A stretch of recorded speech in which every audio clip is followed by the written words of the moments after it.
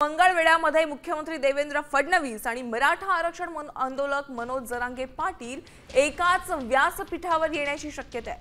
26 November रोजी मंगळवेढा इथं छत्रपती शिवाजी महाराज पुतळ्याचं अनावरण कार्यक्रमाचं निमंत्रण देण्यात आलेलं आहे।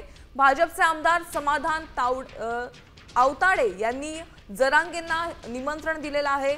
मुख्यमंत्री देवेंद्र फडणवीस आणि मनोज जरांगे पाटील एकाच व्यासपीठावर येत असल्याने या कार्यक्रमाकडे आता संपूर्ण राज्याचं लक्ष लागलंय।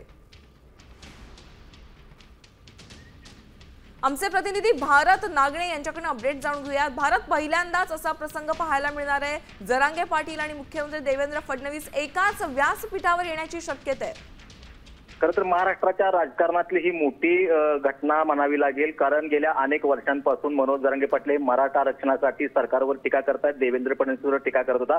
मात्र त्यानंतर आता पहिल्यांदाच मंगळवेढ्यामध्ये 26 नोव्हेंबर रोजी शिवाजी महाराजांच्या पुतळ्याच्या अनावरणाच्या कार्यक्रमाच्या निमित्ताने मुख्यमंत्री देवेंद्र फडणवीस आणि मनोज जरांगे पाटील एकत्र येण्याची शक्यता आहे। मनोज जरांगे पाटील यांना आमदार समाधान आवताडे यांच्या निकटवर्तीने त्यांना निमंत्रण देखील दिल्याची माहिती आपल्याला मिळालेली आहे। त्यामुळे या कार्यक्रमाकडे संपूर्ण राज्याचं लक्ष लागलेलं आहे आणि एका व्यासपीठावर आल्यानंतर मनोज जरांगे पाटील आणि मुख्यमंत्री देवेंद्र फडणवीस काय बोलतात हे देखील आता पाहणं महत्त्वाचं राहणार आहे।